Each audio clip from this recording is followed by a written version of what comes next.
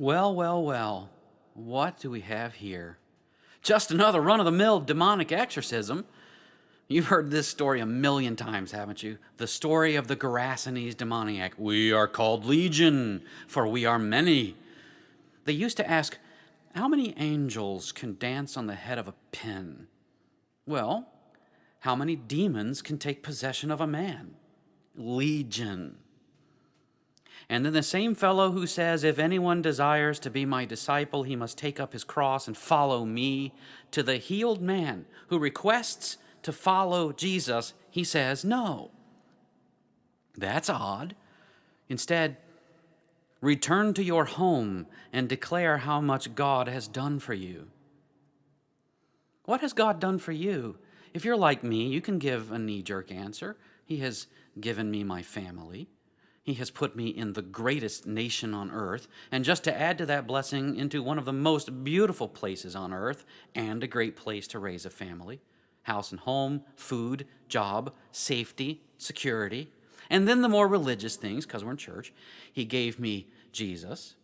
He gave me his word and the sacraments to give me comfort and hope to see all my loved ones in a great reunion with Jesus in heaven. And all those things would be right. What has God done for me? But they'd be right, like as if with a baby toy, I had managed to shove the crescent moon shape through the hole cut out for the star. Look, the crescent moon is in there, right? But it went in through the wrong hole. I told you a few weeks ago, these texts for the growing season are minefields. Once upon a time, you might recognize bits of this story as one of your own. Once upon a time, but it's a true story, you see, and I'm telling it to you to help you understand why Jesus wouldn't let this demoniac, now healed, follow him. Once upon a time, there was a man named Joseph, a failed farmer in Alabama during the Great Depression and then in the post-war era. He had fathered many children, and he was a wretched alcoholic. An alcoholic in general is an alcoholic because he lost control. He's trying to control life. So in a way, to judge him is to judge anyone who reaches out to control things that are not going to be controlled, especially people. And during this period of American history, and in his particular rural way of thinking, the way an alcoholic controls people is by beating them. But he loves his family, see? This is the horrible thing about control. It is born of a perverted love, a love that gets all twisted up and horrible. And so the beatings become normal. In fact, for those being beaten, those who are powerless, namely the wife and children, for them, the beatings were a sign of love. And being controlled was a part of a system of love. In other words, they think it's normal and healthy to get beaten with a hickory switch until blood runs for minor childhood offenses. Joseph had an uncle, also named Joseph, which confuses things, so we'll call him Uncle. Uncle was an erudite gentleman of the South, a man of letters, a medical doctor in Nashville, Tennessee. And that tells you something about our alcoholic Joseph. As Joseph's family increased, Uncle took it upon himself to have mercy upon the family. So he offered each of the children to any one of them, girls or boys, who desired to have a college education that he would pay for the entire education himself. Not one of the older children took advantage of this gift. Remember, they think beatings and poverty are a healthy system of love. A college education breaks that system, which would leave them without a system and in fear. John came along, the ninth child of Joseph, His older brothers and sisters called him Johnny, and because it was the South, they also called him John Boy. As he grew older, he chafed at the nickname John Boy, and he wondered at this promise of a free college education from his great uncle. When he was a teenager, his great uncle died, taking the promise of a college education with him to the grave. What was poor John Boy going to do? Well, after a stint in the Navy, he got himself a job building homes for Jem Walter. That's what. And he enrolled in a local college, and this is in the days long before community colleges. It was a small Roman Catholic college run by a monastery. How did he pay for it?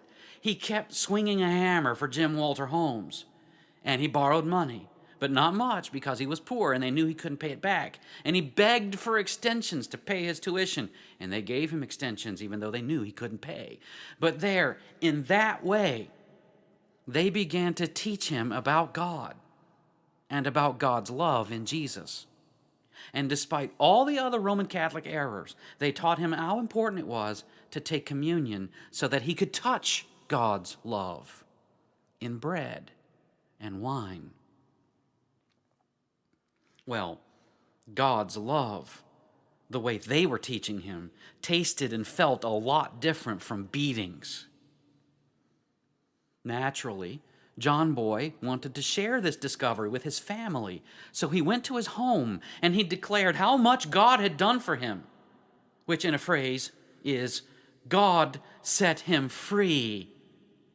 Free from the way of thinking he grew up in, that kind of love which had twisted into evil, a way to control each other. Tell us, John Boy, they would say, how much has God done for you?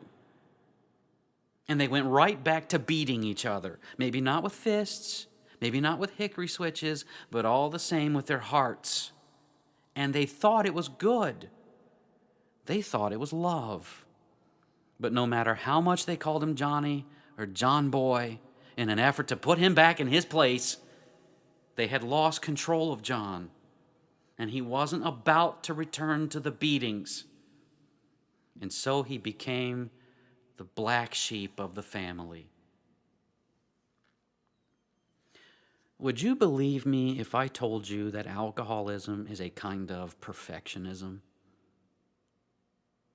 And that is why Jesus would not allow the demoniac, now healed, to follow him, instead sending him home to the Gerasenes. The Gerasenes. Where's the Gerasenes? I'll tell you where the Gerasenes is. It's just across the lake there. Pig farmers and a bona fide haunted graveyard. It stinks there. We can look down on them. Of course, they can look down on us from where they are. How far do we have to go before we can find a big pile of stink? How hard do we have to search before we find in our own family's perfectionism, which has twisted love into something that is no longer love? If he heard it once, he heard it 150 times. Aren't you supposed to be wandering in the graveyard with no clothes on? And then he tells them what God did for him. And it doesn't take long for them to do the math. Where are the demons? They are in the pigs.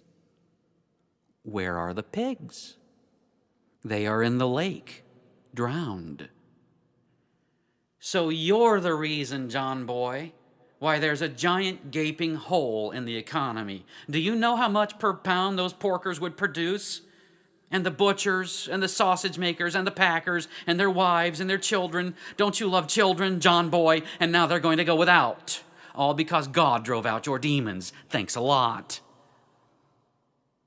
As long as John Boy was wandering around in the graveyard with no clothes on, he was in his place, and the system functioned. When he was brought out of the graveyard alive, well, he's no longer in his place, and the system breaks down. How much does it cost for Jesus to set you free?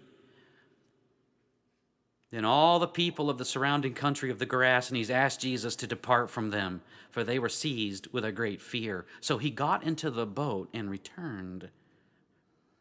This is what happens when Jesus gets involved in our families. He starts rearranging things. God starts rearranging our relationships to each other. God sets us free from our bondage to one another. And that, my dear friends, can be terribly frightening. Fear not, little flock, for it is your Father's good pleasure to give you the kingdom. To give you the kingdom. What we have twisted, he straightens out. What we have made unclean, he purifies. What we have set in bondage, he breaks free. That's the kind of power that is unleashed on us when we come into the presence of a God who was nailed to a cross.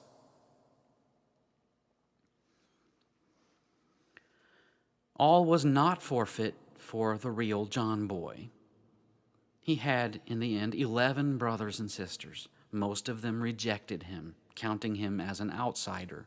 He was so hurt by this familial rejection that he gave his inheritance away. The acre of land that his father left to him, 1 acre for each of the children, he gave it away. I happen to know who he gave it to. He gave it to one of his older brother's sons, a nephew. His older brother called him John, not John Boy. And he respected him for what he had become. And they took care of each other when they were hurt. His older brother named his third son after him, calling him Johnny as a kind of joke out of respect. So John Boy, now John, gave away his inheritance to Johnny, gave it to him for nothing. And now both John and Johnny are set free from the bondage of that alcoholic and everybody who enabled it by this profound act of love. Who will go home and tell the story to your family of how much God has done for you? Fear not, little flock.